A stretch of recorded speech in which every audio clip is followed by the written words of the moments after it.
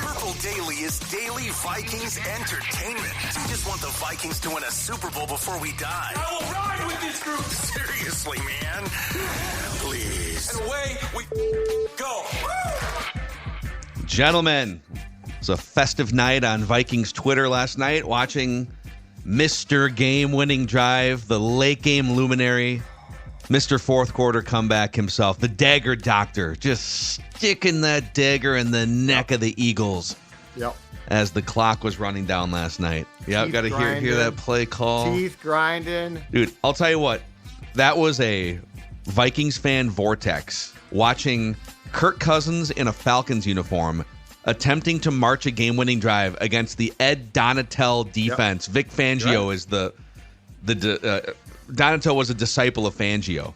So, man, I was triggered on both fronts. So you're like, oh, there's Kirk with his teeth clenching. Got to hear the play call. And then there's safeties playing back 100 yards with all these underneath receivers wide open. I'm like, oh, man, this is flashbacks from 2 years ago. And to be clear, for those who thought that, Sports Dad and Phil and Dex are happy to see Kirk lose potentially, to be very, very clear, I would far prefer to see Nick Sirianni lose than Kirk lose. He's a jackass. He is a I jackass. like seeing him lose. I was not disappointed. I was like, first of all, great end to a game in Philadelphia where they go absolutely ape-leap, right? And second of all, if it's like Kirk or Nick, I'll take Nick losing every time. Yeah, dude, he was on his A game in the press conference too, just snipping at reporters. It's like also Saquon Barkley, dude, catch a pass and the game is over. But his sideline antics and his smugness, I love to see that wiped right off his face. Mm-hmm. Let me just take a quick sip here before we get to State of the Offense. Oh, what do you got here? Tuesday. Sip of my brand new 32-ounce Justin Jefferson souvenir cup right here. Okay. Oh, where'd you get that? That's Pepsi has unveiled this brand new cup, and right now you can get it inside U.S. Bank Stadium. We will announce sometime soon other places you can get it. Right now, only available inside U.S. Bank Stadium. There's a QR code on the cup right here that you can see. There's a QR code right there where you can enter to win Victor's Ride, a glorious Vikings-themed Polaris SUV. I'm pretty sure I almost got hit by that thing. I think I saw Victor riding around, I think in that exact ATV around the tailgate lots yesterday. Jason from Egan won Victor's Ride last year. Pepsi also giving away a solo pizza stove, Vikings autographed merchandise as well. So go get your Justin Jefferson Pepsi souvenir cup and show it. This is the video on the YouTube channel, by the way, of Jason winning it last year. The Vikings delivered it, and Victor, I think CJ Ham was there too, delivered it to his house in Egan. So go get your Justin Jefferson souvenir cup here. Boys, let's get into the State of the Offense discussion, where we go through the different categories of importance, talk about where the Vikings offense ranks. So I'll give you sort of the framework, and then we can get into the category. So yards per play after 2 weeks. Vikings offense, second in the NFL in yards per play. Points per game, 8th. That's what happens when you fumble on the goal line. The Vikings would have been like top 3 in scoring and yardage if not for fumbling on the goal line. Well. Offensive expected points added. So we're getting into the analytics here. 7th. Offensive DVOA, 11th. Third down conversion rate, 7th. Turnover rate, 26th. A couple more turnovers. Yeah, I got to cut those down. Got to stop doing that. It's too many. And then red zone touchdown rate, they are 7th. So by yardage, yards per play, they are marching second best offense in the league. Some of the analytics and the scoring would put them solidly in the top 10, 7th or 8th. But before we get to some of the categories here, and Sam Darnold will be featured in the first category, your general thoughts on the first 2 weeks of what you've seen from the Vikings offense? For the most part, extremely positive. Extremely. And just as importantly as Darnold's start in a lot of ways, the run game exists now. The run game, you had 69 yards through 2 games in 2023. You have over 100 yards as a team. And I'm not so focused on Aaron Jones didn't have a great rushing game in week 2. Okay, dude, don't fumble. I totally agree with that. But wherever the yards come from, Chandler, Darnold, Jones, you had yards. The diversification of the offense that can go on a long drive, i.e. the field goal drive that locked up the game on Sunday, to me is so important.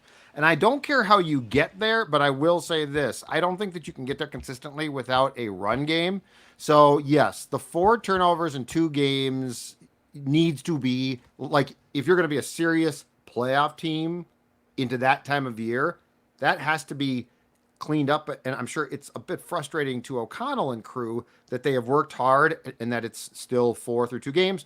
All of that being said, I am incredibly positive about what we are seeing. Your offensive tackles are great. Your interior line been up and down a bit, but Blake Brandel looks like he's for real. So there's a lot to like here. I have the right tab pulled up this time on the Vikings offense on NFL GSIS. I've looked at it 6 times in the last 15 seconds, so I know I'm saying the right stats this time, unlike last week's snafu. So on 1st and 10, to Judd's point with rushing attacks, the Vikings have ran the ball 27 times on 1st and 10 this year. They have gained 146 yards. They're averaging 5.4 yards per attempt when they rush the ball. On first down or on 1st and 10. On 1st and 10. So when they start a drive, basically, or any 1st and 10 situation, they're establishing the run early, and they're getting halfway there for a new set of downs. It is a remarkable thing what Aaron Jones, Ty Chandler, and probably Scheme have done with this running game. Yeah, more on the run game too as we go through here, because that's great. Be good getting chunks of yardage on 1st and 10 so that you make the other downs easier. But let's start with the first category, which is the state of Sam Darnold. I think we'll just make this a regular thing that the first category will be the state of Sam Darnold until, the flow of the season takes us in a different direction. PFF grade through the first 2 weeks among all qualified quarterbacks. Sam Darnold, 4th. QBR, this is ESPN's analytical on a 0 to 100 scale. He's 4th in QBR. Expected points added, another analytical metric. He's 5th in traditional back of the football card passer rating. He's 5th. Yards per attempt, 3rd. Big time throw percentage, which is sort of a subjective scouting statistic from PFF. He has the 2nd highest percentage of big time throws. So think chunks, like that throw to Jefferson, likely a big time throw. That throw to Naylor, the big sort of tight window stuff. So by all of these measurements, 4th, 5th, 3rd, 2nd, and it's only 2 weeks. I don't know that if we had, gun to the head scenario here that you would say he's a top 5 quarterback going forward, but he's off to a dream start. And we are now in front of us here through 2 weeks. We are playing out the years-old argument in front of us that we've had for probably 4 years, Vikings fans, Purple Daily, of what is the best strategy at quarterback. Is it to continue paying the Mr. Game-winning drive last night, 15 to 20% of your team's salary cap, but have limitations in other places of your roster? Or do you go find somebody else for a lot less money, be it a rookie or a transition quarterback, or both in the case of the Vikings, who makes like 3% of your salary cap and spend the extra money on players? Yeah. And I mean, obviously, if you make that trade-off and the quarterback that you replace Kirk with is a top 5 guy, which I don't expect that to continue necessarily, it just puts the entire argument to bed, obviously. So a great start to the season for that years-old argument that we've been having. So I think that this success and the success of like the Shanahan tree, which goes back, just to be clear here, to Mike, Kyle's dad. This goes back to that. I think that this is making a very compelling case that might take the league by storm, because it's always trends, right? Like this, it worked for this team. Like Darnold's success will not be ignored by teams that have good offensive-minded quarterback coaches. Here's where I think we're going. So Phil, going back to the old days on the radio, we've had a discussion about the ridiculous market for starters at quarterback. Like it's nuts. There is a very, very small, if any, middle class. There's either guys that make nothing or guys that make a ton. You know what? I think that this is proving that if you have the right coach, infrastructure, and players too. I mean, Justin Jefferson's a cheat code. What we're seeing is, okay, if you can have Patrick Mahomes, you take him, you pay him, you're cool. Pay him That's whatever. fine. Yep. Yes. Josh Yeah. Allen. So I am not. So yeah, exactly. There's a very small list of guys. They have to be top 5, if not like top 3. Other than that, though, it makes no sense for a team like the Vikings in their current infrastructure to pay Cousins, not because we hate him, not because we think he stinks, but because he is the type of quarterback that you put into a team that doesn't have the infrastructure necessarily. Like, this is, look, say what you want, and I don't know, I don't care how he did it. Matt LaFleur milked a win out of Malik Willis with a run game on Sunday. Yeah. So does it really make sense for the Packers to be paying Love this unless he's great? Again, I'll preface They're kind of gambling. They think think he's going to be great. They're gambling. But I guess my question is this: going forward, as this continues to play out, do we need to continue to be like, well, we've got this guy and he's probably the 10th best QB, so we got to pay him a ton? Or do you look at who coaches your team, who the assistants are, and say, hold on a second here. Sam Darnold's been a flop, but we think we can get the best from him. And it's going to be good. It might not be great. It's going to be good. But all of a sudden, the rest of the roster comes together. Like this, This to me is the conversation about where is the price tag on quarterbacks going. Does the 9th best quarterback in the league really deserve to be paid a ton? I think we're seeing that the answer might be no. So, we did the pie chart yesterday. And I'm trying to remember. So I gave Kwesi like 20% of the pie chart of praise for the work he did bringing in these key defensive players and Aaron Jones on the offensive side. So I'm just off the top of my head, the key additions, Aaron Jones for like $7 or $8 million, then Cashman, Van Ginkel, Grenard. They had enough money for Stephon Gilmore in a pinch. Oh man, Mekhi Blackman goes down. Even Shaq Griffin is one of their. So they had to go through a short-term contracts, but they had the money to spend to go get 2 starting outside cornerbacks to put into this year's Brian Flores system. So it's like, again, would you rather have all of those defensive players, and your defensive rotation ran 17 guys deep in that game against the Niners. Yeah. 17 guys played meaningful defensive snaps. Yep. You're just running waves of edge rushers, of safeties and linebackers. You're just running guys that you're staying fresh. And, one guy gets dinged up. Whatever. Cool. We have 16 other guys we can just run out there. Would you rather have that kind of depth and flexibility and take a little gamble on a Sam Darnold and then J.J. McCarthy going forward? Because you don't have to deal with this how much would you pay a quarterback question for 5 more years. Correct. Well, probably 4 more years. But that's the beauty of it, right? Right. Or would you rather pay a bunch of money for a quarterback that's not Patrick Mahomes, Josh Allen, etc., and sorry, because you made that decision, you can't afford Jonathan Grenard. You can't afford Aaron Jones. And so maybe you can get by with Ty Chandler and no Jonathan Grenard, but you need Dallas Turner to be right away ready to play 70 snaps, right? Like, it's literally playing out in front of our eyes. Yep. And by the way, on Darnold, because Darnold is tricked up here. Darnold is being tricked up by us, and he's super talented, but Kevin O'Connell, the system, when they run play action, Sam Darnold has a 119 passer rating this season off play action. Mm-hmm. When he's kept clean, he is the number 1 graded quarterback, PFF, in the entire NFL. When he's kept clean, 83% completions, 12 yards per attempt, a 131 passer rating.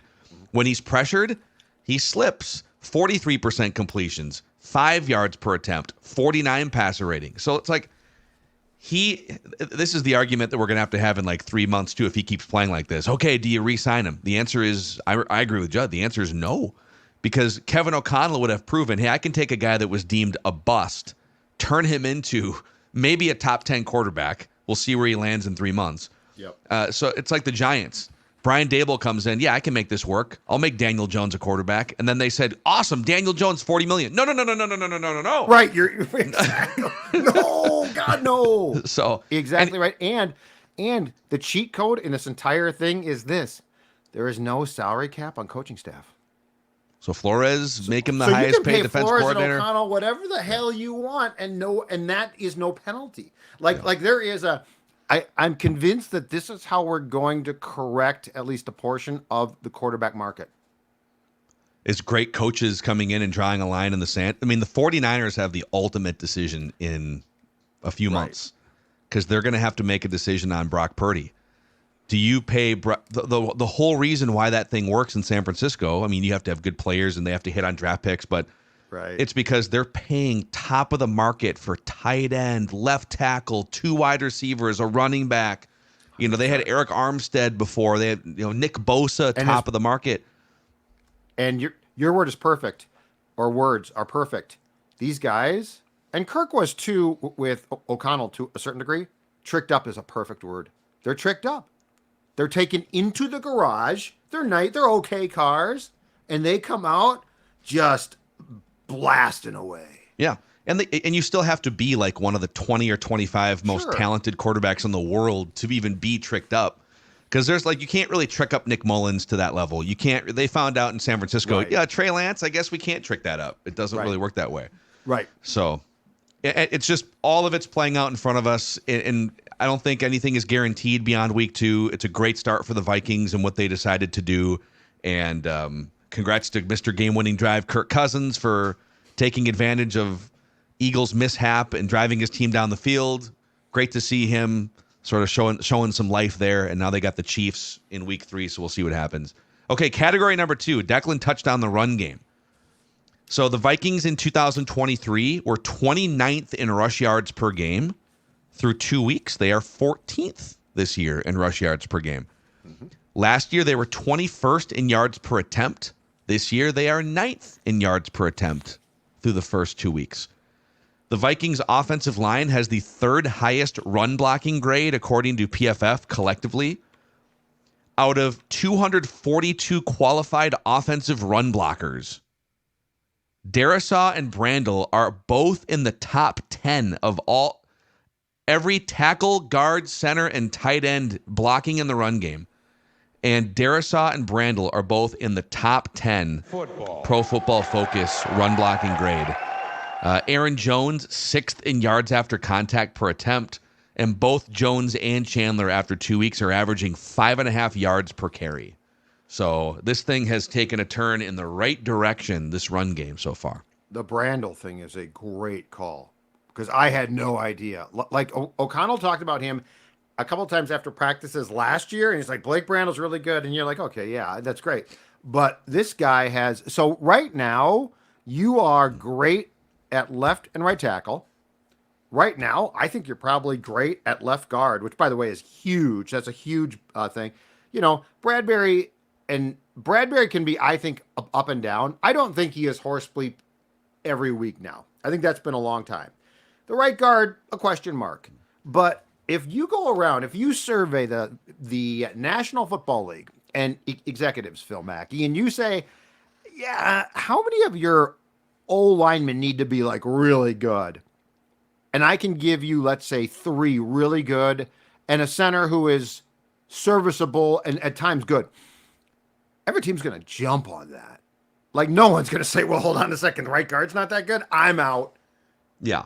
So you can't have a train, but it's a weak link system. You can't have a train wreck in there. Right. And the Vikings have oftentimes had a train wreck guy, a Drew Samia or Ed Ingram at times. Oh, we're so far from that now, I feel. But yes, Ingram. I think Ingram's bordering. He did throw a couple huge blocks in pass pro in that game. Right.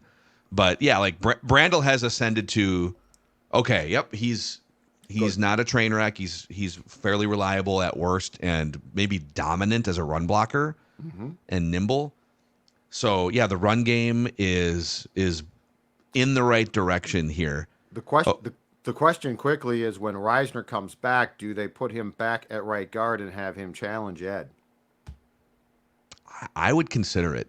Well, that's an interesting one because he's not a right guard by trade and he's been hurt. And as far as his run blocking grades go, they're not great, but Ed's pass does at least open the door for that discussion. I mean, on the season here, and I don't want to give you too many clues for the week 2 Judd guesses the PFF grades, which by popular demand we are bringing back. Yeah, people demanded we bring back this segment. Speaking of sacking, we sacked that.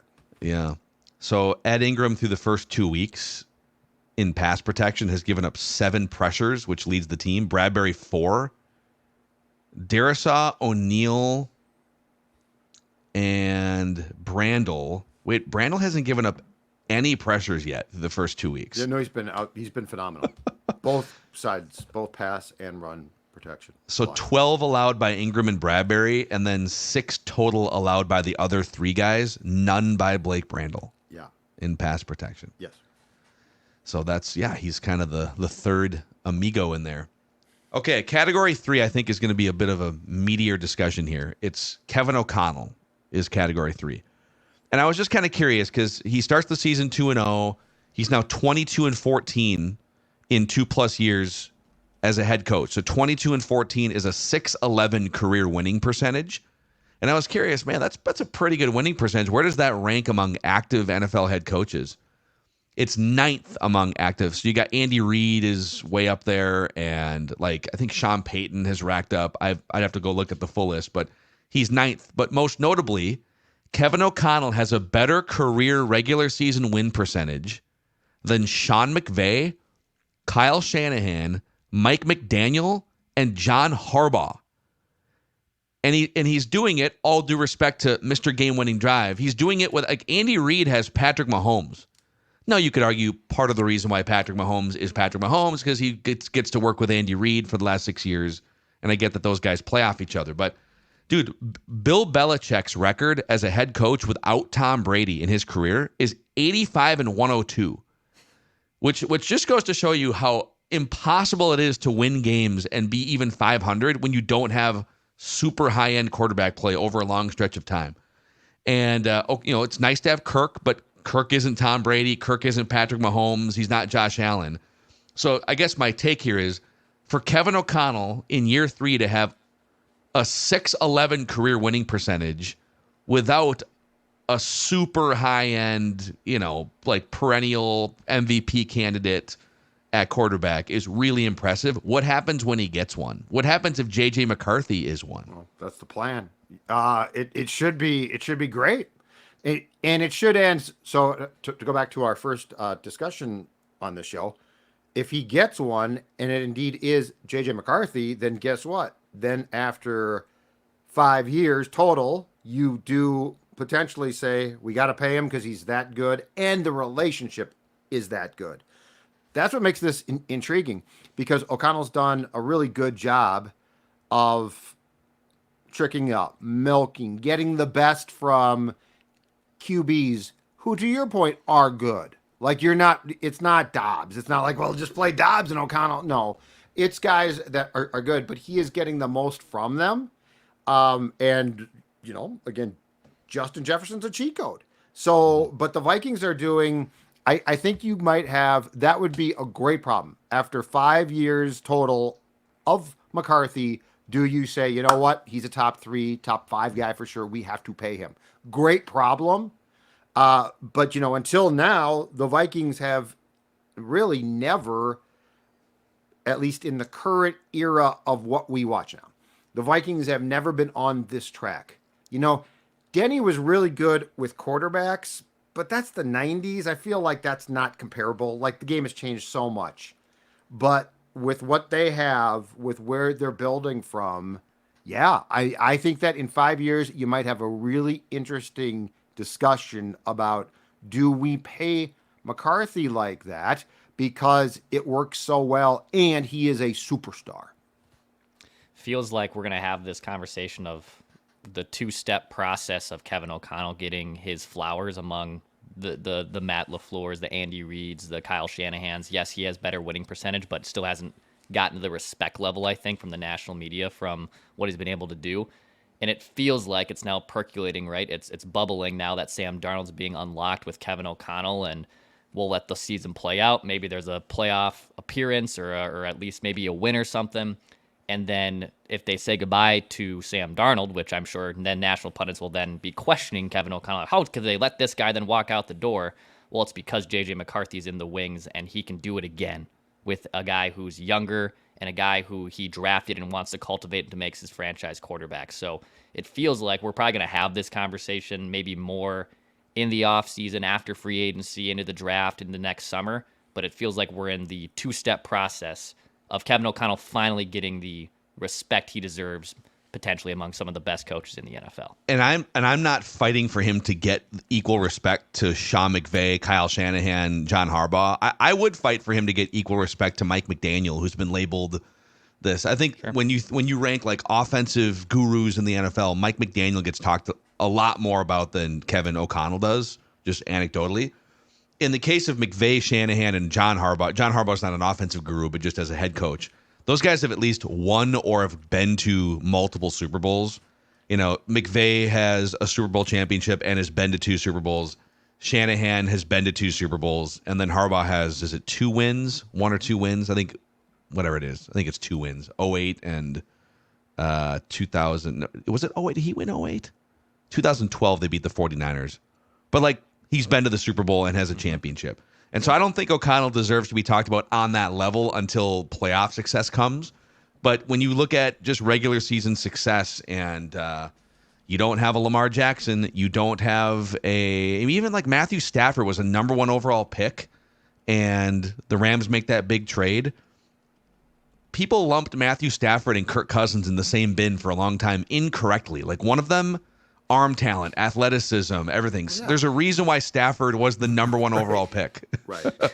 And KOC had a big say in developing that championship team too with Sean McVay. So just 6-11 career win percentage. Yeah, and I think the one place where we very well are going to come out of potentially 2024 with O'Connell getting far more respect is if this continues. Like, I think with Kirk, it's always murky, right? Well, it's Kirk Cousins. He's pretty good and so blah. I think if you take Darnold through a whole season with a really solid year, even with Jefferson here, I think O'Connell is going to get his credit there. And I don't know that he's going to move into like the championship coach discussion, but I do think he moves into the important discussion of LaFleur, McDaniel, Shanahan, McVay, of what they can do with quarterbacks. Yeah. LaFleur above KOC or KO. I can't do the KO thing. Kevin Owens is KO. I'm fine with KO. I'm fine with KO, Sorry. But I'm not a wrestling guy, as you guys know. Yeah. Okay, and then category number 4 is just emphasizing the turnover thing. So the Vikings are 19-0 when they don't lose the turnover battle, which I think is, I put it in the state of the offense because, yeah, you can impact it the other way by just taking the ball away more on defense. But some of these turnovers, you know, the Darnold pick, not sure what he was seeing, but it's also Fred Warner, who's a Hall of Famer, and he's baiting you.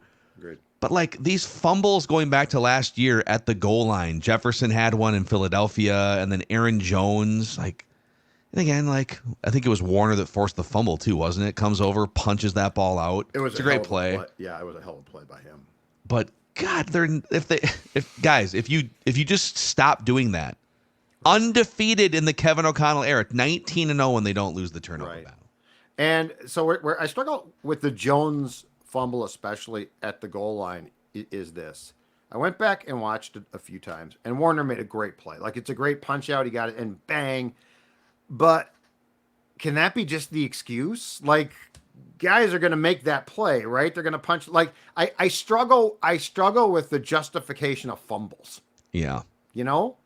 Like, some fumbles are going to happen, but they've happened way too much for this team going back to the beginning of last year. And Aaron Jones, as they talked about on the telecast on Sunday, doesn't fumble. No. Like, he never fumbles. Hardly ever fumbles. It's like 3 since the beginning of last year, I think. Yeah, so anyway. There's your state of the offense categories. Any other, by the way, we got a stud stable coming up, and Judd will guess the PFF grades before the show is over. But any other thoughts on offense through the first 2 weeks? It's been damn near perfect, man. I mean, I was looking at play direction and where the Vikings are also kind of getting these successful runs too, because that's also is a big thing of the Vikings have 2 really good tackles and where are they trying to run a lot of those plays. And for the rushing side of things, like they've done a really good job at getting to the left end. So around Darisaw, they're going around Darisaw, and they're actually getting some bigger gains. And I think getting some of those guys like Chandler, especially, has probably even more straight line speed and better in space than Aaron Jones.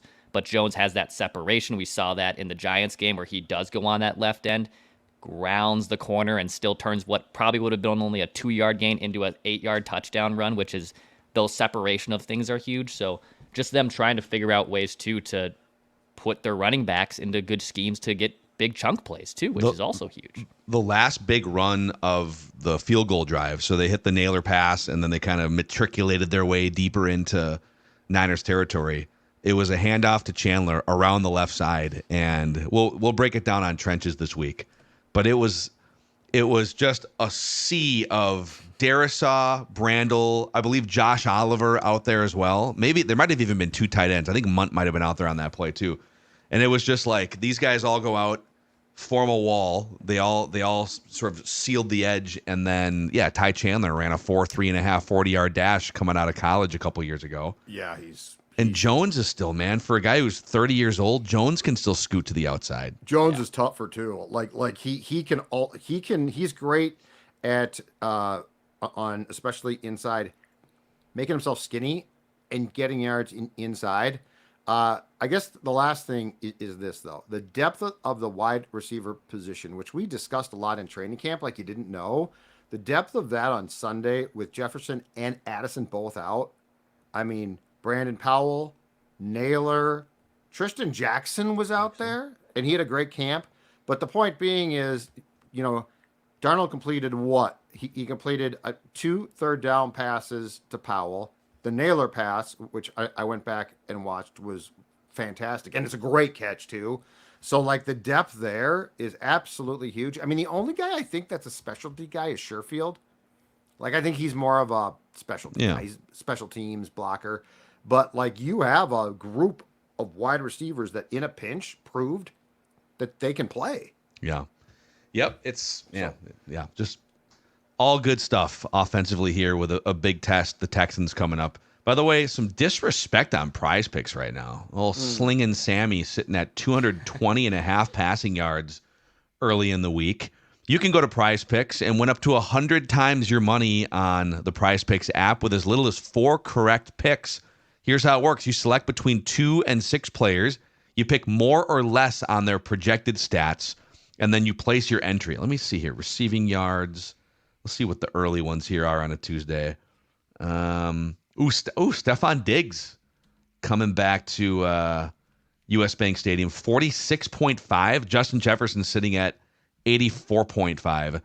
So check it out, the Prize Picks app. Use the code PURPLEDAILY and get $50 instantly when you play just $5. That's Purple Daily on Prize Picks to get $50 instantly when you play just $5. Prize Picks, run your game. Spidex Pest Control, Judd. Run your game there. Get rid of these those rodents out of the building. That's Yeah, so Sportsnet's got a house 1950, I believe, so it's old. A lot of entry points, and you know what? Got some mice. Sick of the mice. I said, I need some help, and Spidex said, we are here to the rescue. Now, it's nice outside right now, hot, humid. I didn't realize this, but these damn rodents, these damn mice, they're really, really smart. They're savvy. They are scouting your house right now for a place to move in the winter, and you don't want them. Outside? Yeah, they're freaking sending scouts. I'm not kidding you. Hey, Bob, look at this guy's house over here, huh? Like they draft houses. They come back and draft the houses. So anyway, and outside you got wasps right now. You got those bees, box elder bugs. Dude. But none of this is a problem with Spidex Pest Control. Offer right now for Score North listeners and viewers, $125 off your first service by calling 952-333-8813 or Spidex.com, SPIDEXX, because we're going to get rid of those mice.com is Football. where you need to go. Yeah. And then before we get to our stud stable here, Roku is America's #1 streaming platform. Which I've been a Roku guy for like 10 years. Well, Roku makes smart TVs too. And you get access to all your favorite free and premium TV, live news, sports, all of it within your Roku smart TV. We just got a new 65-inch 4K Pro Series TV that automatically adjusts for shows and sporting events. In fact, I was able to toggle the sporting event setting on for football this weekend. Very exciting. Smart Picture Max. Go to Roku.com to learn more or shop at a retailer near you. He is the most passionate Vikings fan we know. You can follow him on Twitter/X, Randy Vikes69. He is Randy in Cottage Grove. 2-0, Randy. How you feeling today? Snug. Snug? Damn right. I assume you guys are snug. I'm snug. Very snug. I mean, how can you not feel snug after a 2-0 start, beating the 49ers at their own game, out physicaling the 49ers on Sunday? Football. You know, one of the things that a lot of people, say about football, and it's true, is that it's like what they say is called a game in the trenches. Oh, It's a battle, a war. And you got to you can't just have fat guys. You got to have fat guys who can get off the block and who can push and who can put a little bit of that nasty into their game. And we got some of those fat guys, those guys who can push and they can keep pushing. And they're making these guys rag dolls. They're tossing them to the side. A lot of people had San Francisco on the Super Bowl again. Well, how's it looking now? Yeah. It's a great question. Yeah, San Francisco, Bay Area. Football. How do you Love feel it. now? Love it. Kyle Shanahan. Better go back to the drawing board, huh? Yeah. You guys may recall as recently as last week, which was of course week 1, and I said we're gonna win, we're gonna beat the Niners and go 2-0. Well, here we are. It's a what we call a undefeated team at the moment, and I don't know if you looked at the standings, but we're on top. Yeah, on top I of the did look entire NFL, really. If you, 9 teams, 2-0. And next week is a battle of the with Houston, battle of the undefeateds. Daniel Hunter is going to come back here and try to say, "Remember me." I got news for you. You might be running into a couple of familiar faces across that line who they do remember you, and they do know your tendencies. And we're gonna go 3-0. We're gonna go ahead and beat Wow. the Texans and go 3-0. And I don't care if CJ Stroud is friends with Snoop Dogg or not. I know edibles. I've had edibles. He's not the only guy. as long as he's not friends with P. Diddy, I think we just need to make sure. Anyway, you don't need to be friends with Snoop Dogg to enjoy a good time. And speaking of that, I'd like to give a special shout out. As you guys know, I'm still not able to go into US Bank Stadium, but we do watch at the bar and we have a good time for a lot of the home games. And this year there's a new thing they've been doing called Yagaritas. Oh Wow. my God. It's a margarita, but instead of tequila, you just use Yag. Yeah, I mean that's. How long are you Sounds a alert little for aggressive. during the game, Randy? I'm jacked up is what you get going, you get rowdy, you get rocking, and they still do the purple grape apes, purple shooters and for touchdowns. If there's a pick six, everybody gets a dealer's choice drink, and we have a good time, Jeff, and you're always welcome to come join. Jeff. You don't need to be at you don't need Jeff. to be there to have the Why do you atmosphere. keep turning down Randy's I'm invitations, too old. Jeff? 54 is far too old for Jeff to be partaking in Not even old anything enough do to with play Yag. senior gold. Not even old enough to play senior gold yet. So you give us a shout in a year, and we'll find you a spot. I agree. You play up your will. age as if you're 90 years old sometimes, man. Like you're Well, not I'm even. just telling you, I'm older. You're not tired though. a You're lot. not. You're 54 is old. dude, you got like 20 years until the average. I think you have like 24 years until the average life expectancy, right? You're spry. I can't You have drink a that couple. much. You put a couple Yagaritas down your gullet, and you'll feel young in a hurry. Yeah, I'm afraid that's the case. Exactly right. Football. It's great life advice. So, all right, well, let's do it here. We've got a week, I think, anyways. We got a week 2 Vikings stud stable ready to rock. We're ready if you are, Randy. Yeah, let's do it. Let's do it. Okay, this is Randy and Cottage Grove's Let's do it, week yeah. 2 stud stable. This is week 2. Of course, a lot of people said it's going to be a tough year. Over under in Vegas had us on 6.5, maybe 7.5 on the high side for wins. A lot of people who placed that bet, you can feel pretty good about cashing it because we're what they call 2-0. and this was a dominating win. This wasn't a patsy squad. This was a squad that went to the Super Bowl. A lot of people think they might be going back.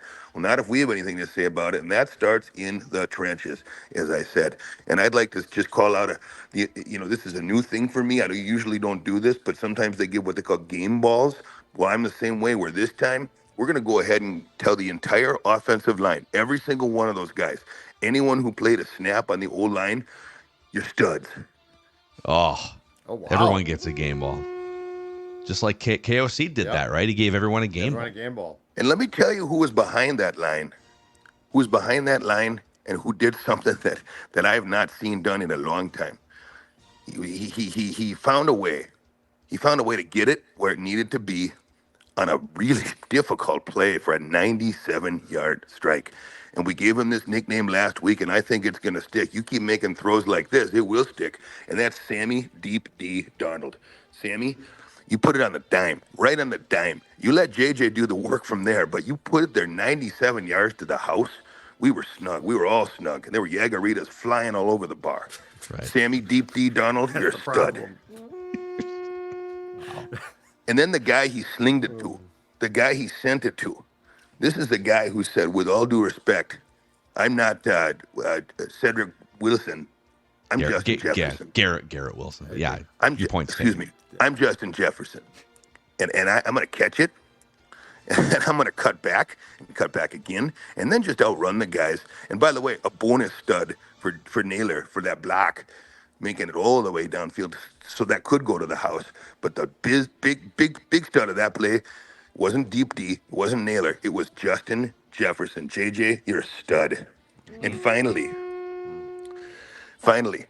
I'd like to give a little due to the architect of this squad.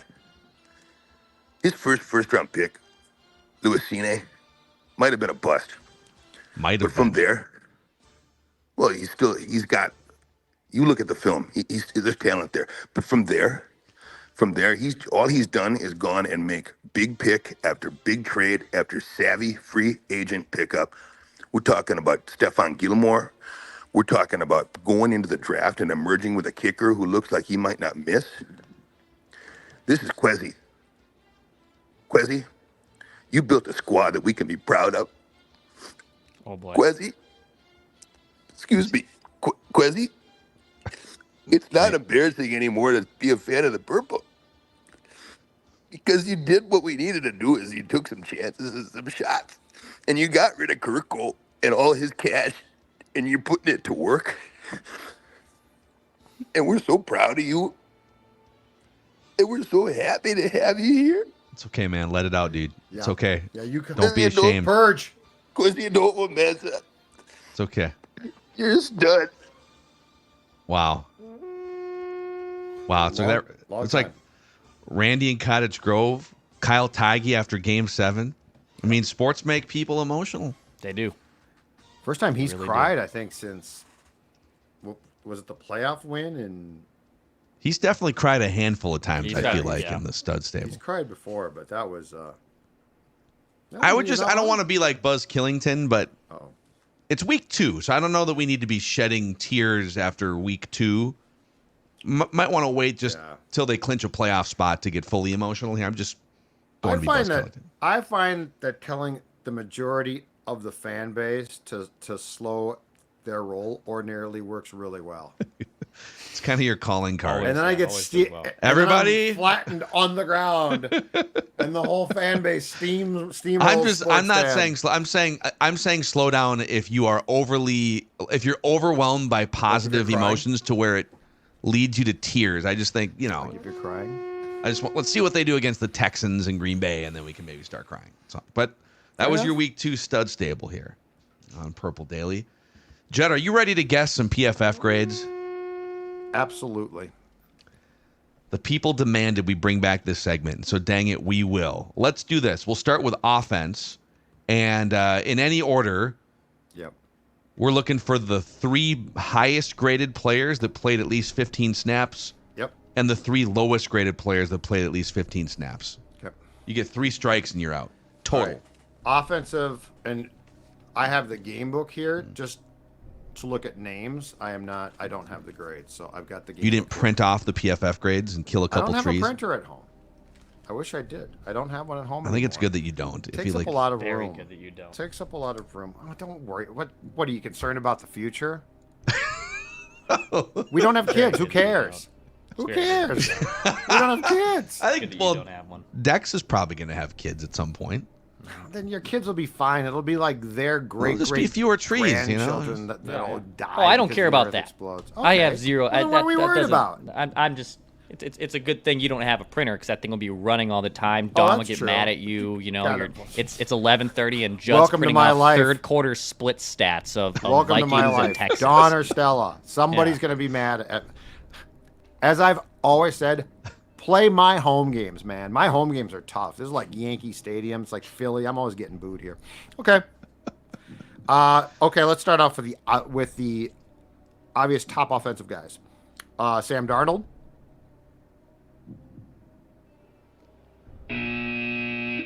Okay. Wow. Came out confident with that one, too. Christian Darrisaw. It always feels like a safe one. Oh wow. He's not top. Well, No. he got beat a couple times actually. I remember that. He from got the beat eye for a test. sack. And he also All right, got okay. shoved back. Okay. But I I'm will on my say, heels. Darrisaw was fourth and had a 78.1 PFF grade. Darnold was sixth and had All a right. 70 PFF grade. All right. Justin Jefferson. Third, 79.8. Okay. This usually involves an offensive lineman.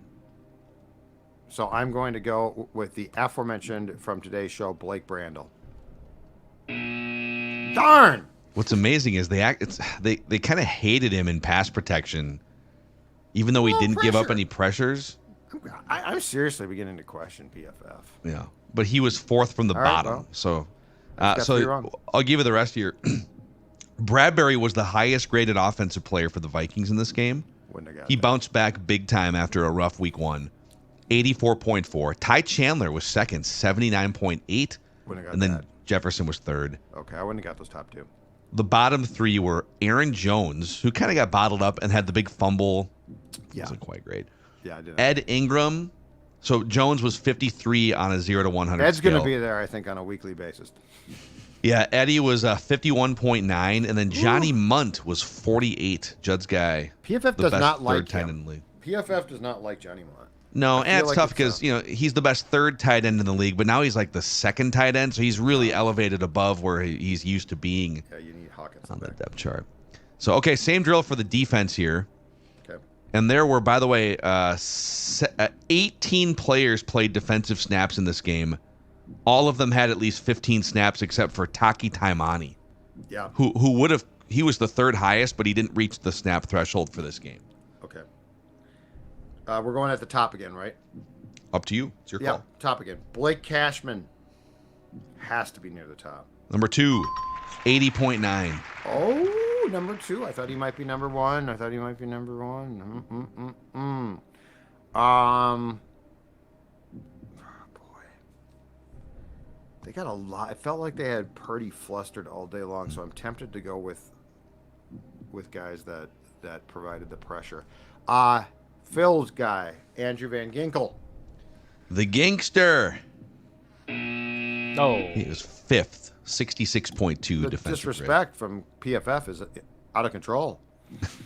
All right. The Gangster did have 3 You know- pressures, some stop tackles, almost a pick 6. You know, he didn't have any, or I don't think he had a sack. He might have had one, but he had a ton of pressures.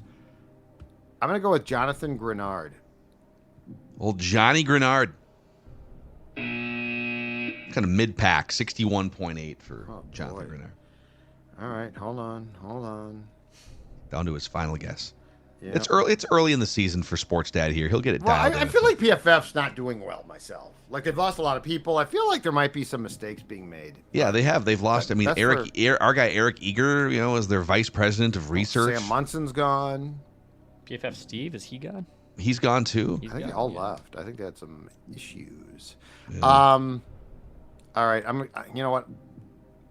I'm going to the back end of the Wow. defense. He's bailing. I'm going to the back end. Josh Metellus. Josh Metellus. Final answer. Wow, the slander, the Josh Metellus slander here. Oh, no. I'm sorry. I was going to the back end of the defense for the top 3. Oh, okay. I'm sorry. I thought you No, were no, no. going. I was saying I'm bailing and going to from the front end to the back end to safety for a top 3 pick. I'm sorry. So it's not slander. He was fourth. Oh, you're so close. Metellus was 68.5. I'll give you the rest here. So Patrick Jones II was the highest graded defensive player. Couple of sacks, another pressure, 4 stop tackles. So he had an 88.6 grade. And then Shaq Griffin was the third highest graded defensive player. Yeah. Shaq Griffin was not targeted in this game. He was not targeted in this game. He's okay. What? Jones I missed. Griffin I did. Griffin is the third corner used, and Gilmore's playing sides now. So yeah, okay, he had 30 snaps and he played well enough to not get targeted. They should have targeted him. I don't like their game plan. I thought no. Jones, yes. Griffin, no. Whatever. And then Josh Metellus should have been top 3. The 3 lowest graded players were Ivan Pace Jr. was the worst graded player, 30.6. Whoa. Yeah. Whoa. Yeah, they didn't love his coverage, so he was targeted. Because they gave up a lot of yards, man. So he was targeted 5 times, 4 catches for 61 yards, and I think the Kittle touchdown, I think, was credited to him. Okay. And then both Jonah Williams and Jonathan Bullard, 2 of the down linemen, rounded out 39.5 for Williams and 47.2 for Jonathan Bullard. So there's your Judd guesses the PFF grade. The old grizzled, wily former Vikings beat writers eye test against the Pro Football Focus scouts. Yep. Stay tuned for JFF next week. Judd's Football Focus will be unveiling its new grades because I've lost all faith in PFF. Sportsnet's going to start to do his own grades. Grenard, I feel like Grenard very disrespected in this one. 7 pressures, 6 quarterback hurries, and a sack. Yeah, he's doing a lot of the small things well. He was not great in the run game, I guess. But, hey, do you have that Viking scratch game ticket nearby? Yeah, I do. You know what? I've lost all faith in PFF, but I have lost no faith in the Vikings Classic scratch game here. As you can see, $5 can win you $100,000. Are you kidding me, Sports Dad? How is this possible? And I'm going to tell you it's very possible by picking up one of these scratch games. Second chance prizes, those include season tickets. How about that? Or an away game trip to what looks like a good team. That is officially exciting. The Minnesota Lottery, just say I'm in, must be 18 or older to play. This is a beauty right here, and I still haven't seen if I've won $100,000. Oh. Got to preserve that and scratch when you feel like it's the right time. So that's good life advice, too. I was going to say. That's a wrap on Purple Daily. Meat and Potatoes with Forno and Judd will be dropping on your feeds sometime later on here, too. And, write that down. Predictions tomorrow. The Vikings are 2-0. Sam Darnold sitting top 5 in most key categories. It's a good time to be a Vikings fan here. This is Daily Vikings Entertainment on Purple Daily, where we just want the Vikings to win a Super Bowl before we die.